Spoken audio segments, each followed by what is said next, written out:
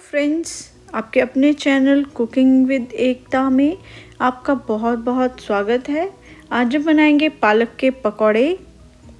Recipe पसंद आए तो चैनल को सब्सक्राइब कर दें और बेल आइकन का बटन दबा दें, जिससे कि आने वाली हर एक नई वीडियो का नोटिफिकेशन आपको मिलता रहे। तो आइए शुरू करते हैं। पालक के पकौड़े बनाने के लिए मैंने यहाँ पर लिया है 400 ग्राम पालक। इसे मैंने अच्छे से धो लिया था।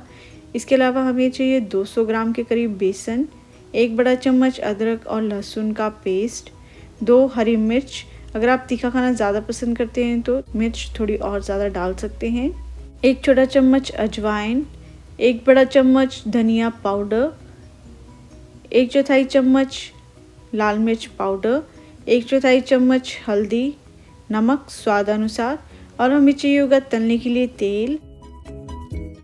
इसके बाद हमें चाहिए होगा एक पैन को गैस पर मीडियम फ्लेम पर रखेंगे और पैन में हम डालेंगे बेसन को पैन में डाल करके हम मीडियम आंच पर यानी कि धीमी आंच पर भून लेंगे।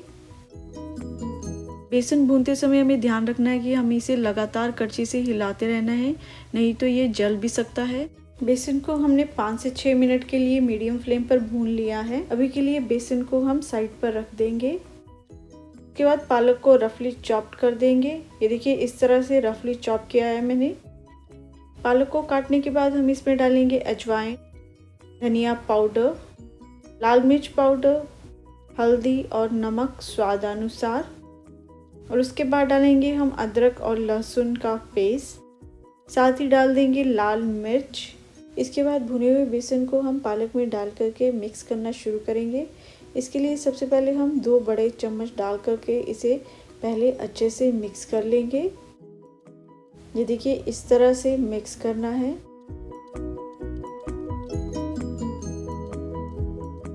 इसी तरह दोबारा हम 2 से 3 बड़े चम्मच बेसन के डाल करके इसे अच्छे से मिक्स करेंगे। दोस्तों, बढ़िया क्रिस्प पकौड़े बनाने की ट्रिक यही है कि हमें इसमें बिल्कुल भी पानी ऐड नहीं करना है। बिना पानी ऐड किए ही हमें सारा मिक्सचर जो है पकौड़ों का तैयार करना है। पकौड़ों के लिए बैटर बन के तैयार है। अब हम पकौड़े फ्राई करना शुरू करेंगे। इसके बाद पकौड़े फ्राई करने के लिए हमें चाहिए होगी कढ़ाई या फिर डीप फ्राइंग पैन। कढ़ाई या फिर डीप फ्राइंग पैन, जिसमें भी आप पकौड़े फ्राई करना चाहते हैं, उसे गैस पर हाई फ्लेम पर रखेंगे और उसमें तेल डाल देंगे। इसके बाद तेल को अच्छे से गर्म होने देंगे। तेल अच्छे से गर्म हुआ या नहीं ये चेक करने के लिए पहले थोड़ा सा बैटर डाल करके चेक कर लेंगे। ये देखिए, ये अच्छे से फ्राई हो रहा है, इसका मतलब तेल गर्म हो चुका है। अब हम इसमें पकौड़े के मिक्सचर को डाल करके पकौड़े फ्राई करना शुरू करेंगे।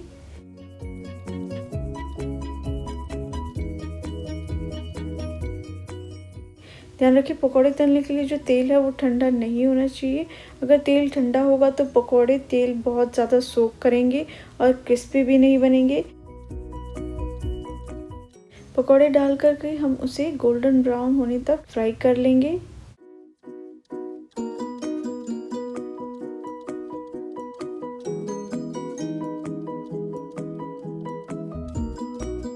पकौड़े फ्राई हो चुके हैं। अब हम इन्हें प्लेट में निकाल लेंगे।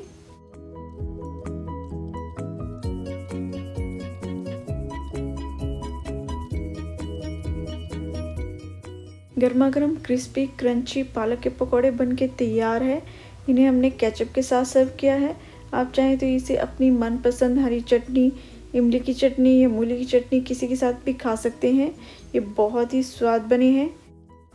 पालक के पकौड़े बहुत ही क्रिस्पी बने हैं। ये देखिए, मैं आपको थोड़ी सी आवाज़ करके बताती हूँ।